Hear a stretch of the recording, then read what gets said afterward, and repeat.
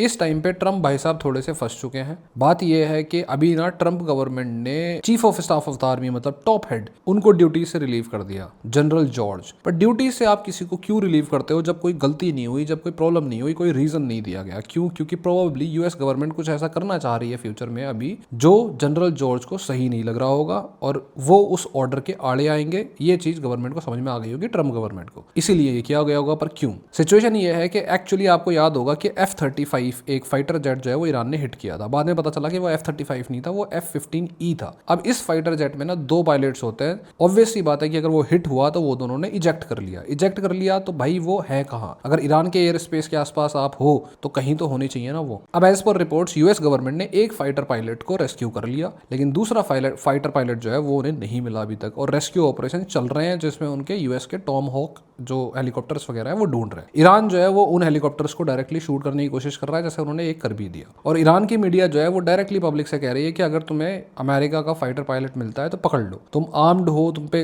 हथियार है तो पकड़ लो, तुम टेंशन मत लो बिल्कुल भी। और अगर लिटरली ईरान के पास या तो ऑलरेडी है या फिर अगर पकड़ा जाता है अमेरिका का कोई भी फाइटर पायलट, तो यूएस गवर्नमेंट के लिए बहुत बड़ा पीआर डाउनफॉल है। क्योंकि लास्ट टाइम ये 1979 में हुआ था जब यूएस का फाइटर पायलट कोई पकड़ा गया, उसके बाद में वहां की गवर्नमेंट जो है वो सीधे गिर गई और बहुत ही गंदा बैकलैश आता है उस टाइम पे। यही रीजन है कि अब कोई बड़े डिसीजंस आने वाले 1-2 दिन में लेने की तैयारी शायद यूएस गवर्नमेंट कर रही होगी। शायद इसीलिए जनरल जॉर्ज जो है उनको ड्यूटी से रिलीव कर दिया, क्योंकि वो शायद एक्सेप्ट नहीं कर रहे होंगे प्रोबेबली जो आगे मिशंस या चॉइसेस ली जाने वाली है यूएस गवर्नमेंट से, जो बहुत डेंजरस हो सकती है। क्यों? क्योंकि अगर यूएस गवर्नमेंट ये डिसाइड करती है कि यूएस के सोल्जर्स जो है specially 82nd division airborne division अगर वो ईरान के अंदर उतरेगी, आसपास उतरेगी, तो ईरान के जो कमांडोज है ना, सबरीन कमांडोज, वो हाईली 30-40 साल से इसी चीज के लिए ट्रेन हुए हैं कि किसी दिन यूएस आएगा। इसीलिए ईरान बार बार बोलता है कि welcome to the hell. Iran Venezuela नहीं है। ईरान के सबरीन कमांडोज, मैं आपको एक एग्जांपल दे देता हूँ। यूएस के पैराट्रूपर्स या मरीन्स के पास ना नाइट विजन होता है, जिसमें वो सामने वाले बंदे को, आजकल इतनी भी ज्यादा